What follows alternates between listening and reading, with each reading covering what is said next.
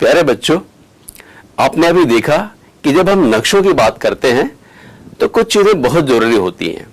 जैसे पहली बात जिसका ध्यान हमें रखना चाहिए वो है दिशा, और दिशा के साथ साथ दूसरी चीज जो हमें ध्यान में रखने की जरूरत है वो है कि हमें कितनी दूर जाना है, किसको प्रदर्शित करना है, और यदि दूरी हम प्रदर्शित करना चाहते हैं तो उसके लिए पैमाना भी जरूरी है। और तीसरी और बहुत महत्वपूर्ण बात है कि नक्शे में हम जिन स्थान को, जिन जगहों को, जिस चीज को दिखाना चाहते हैं उसके लिए हमारे पास संकेत भी जरूर हो। ये तीन बातें हैं और इन तीनों में से हम सबसे पहले दिशा की बात करते हैं। आप जानते हैं कि हमारी जो प्रमुख दिशाएं होती हैं, मूल दिशाएं होती हैं, वो चार होती हैं: पूर्व, पश्चिम, उत्तर और दक्षिण।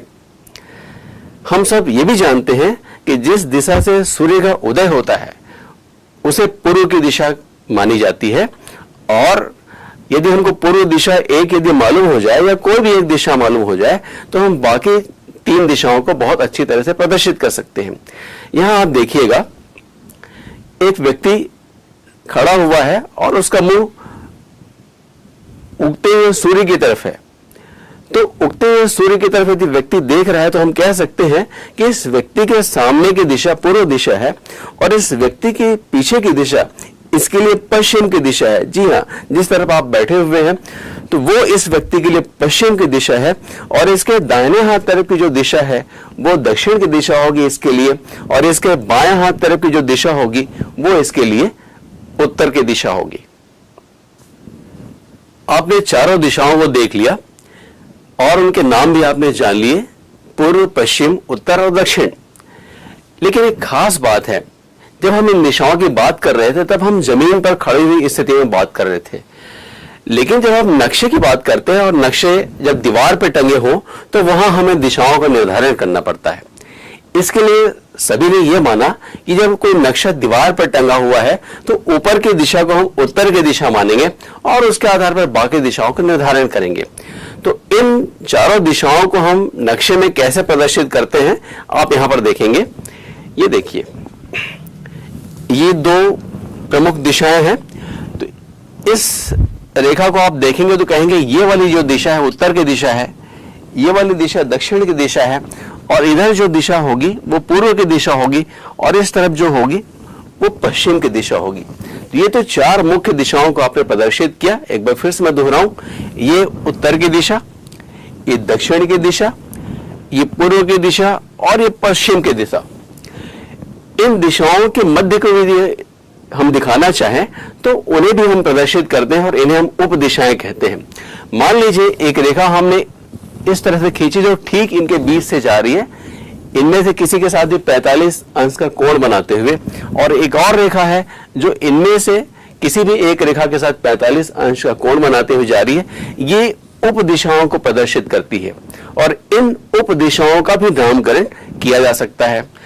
इनका जब हम नामकरण करते हैं तो हालांकि जो हिंदू संस्कृति है वहां पर इनके अलग चार नाम दिए हुए हैं, जिन्हें हम ईशान, आग्नेय, नैऋत्य, वायव्य कहते हैं, लेकिन नक्शों में इन्हें हम इन मूल दिशाओं के नामों से संबंधित करके बनाते हैं। जैसे देखिए, आपने देखा ये उत्तर की दिशा है और ये पूर्व की दिशा है, तो इस दिशा को हम कहेंगे उत्तर पूर्व की दिशा, और ये जो दिशा होगी जो पूर्व और दक्षिण के बीच है इसका हम नामकरण करते हैं दक्षिण पूर्व दिशा।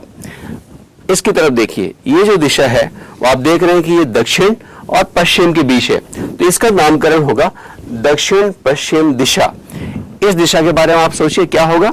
ये जो दिशा है वो पश्चिम और उत्तर के बीच है, तो इस दिशा का नाम होगा उत्तर पश्चिम। तो इस तरह से इन चार उप दिशाओं का भी हमने नामकरण किया। इस नामकरण पर यदि आप गौर करें तो आप पाएंगे कि जब हम पूर्व, पश्चिम, उत्तर, दक्षिण के बीच की दिशाओं को नाम लेते हैं तो हर बार नाम में या तो उत्तर पहले आता है या दक्षिण पहले आता है। जैसे उत्तर पूर्व, उत्तर पश्चिम, दक्षिण पूर्व और दक्षिण पश्चिम। तो ये चार दिशाएं और चार उप दिशाएं हुई और आपने इनका नामकरण भी सीख लिया। अब आप कल्पना करिए, इन आठों दिशाओं के बीच में भी कुछ रेखाएं खींची जाएं तो हमें 8 उप दिशाएं और मिलेंगी, और इनका नामकरण कैसे करेंगे? ये बहुत आसान है। इसे आप गौर से देखिए, आप समझ जाएंगे कि इनमें एक पैटर्न है नामकरण में, और उसे यदि आप पहचान लें तो आपको नाम को याद करने की जरूरत नहीं पड़ेगी। आइए हम यहां देखते हैं। आपने जाना कि ये उत्तर दिशा है, और ये जो बीच की उप दिशा है इसे आपने उत्तर उत्तर पूर्व कहा। तो इसके बीच जो दिशा है, जो उत्तर और उत्तर पूर्व के बीच में है, तो इसमें हम मूल दिशा का नाम पहले लेंगे और उप दिशा का नाम बाद में लेंगे। तो ये जो उत्तर और उत्तर पूर्व के बीच रेखा जा रही है वो प्रदर्शित करेगी उत्तर उत्तर पूर्व दिशा को। अब आगे आइए हम इस दिशा की बात करें जो पूर्व और उत्तर पूर्व के ठीक बीच में जा रही है। इसका नामकरण होगा तो पहले आप मूल दिशा को बोलेंगे, यानी पहले आप बोलेंगे पूर्व और उसके बाद बोलेंगे आप उत्तर पूर्व।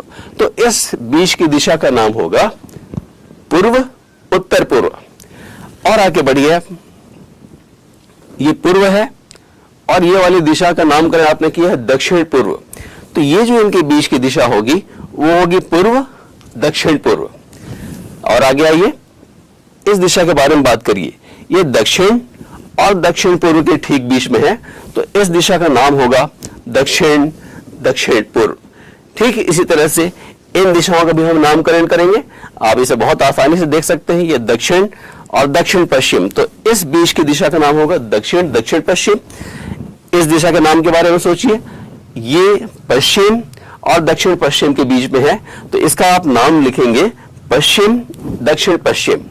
इधर आ जाइए, यहां पर ये उत्तर है और ये पश्चिम है, और ये आपने इसको उत्तर पश्चिम कहा, तो उत्तर पश्चिम के और पश्चिम के बीच की दिशा का नाम होगा पश्चिम उत्तर पश्चिम, और इस दिशा का नाम होगा उत्तर उत्तर पश्चिम। तो इस तरह से हम इन दिशाओं का नामकरण करते हैं। थोड़ी सी कोशिश करने के बाद आप इस पैटर्न को पहचान जाएंगे और बहुत अच्छी तरह से इनके नाम को बता सकेंगे। तो आपने देखा कि इस तरह से दिशाओं और उप दिशाओं को हम मिलाएं तो 16 उप दिशाएं और दिशाएं हमें मिलती हैं, जिनकी मदद से हम किसी नक्शे में किसी स्थान को, किसी विशेष स्थान के संदर्भ में बता सकते हैं कि कोई स्थान कहां पर स्थित है। ठीक है, हम इसके आगे इस बात को और बहुत अलग तरीके से देखेंगे।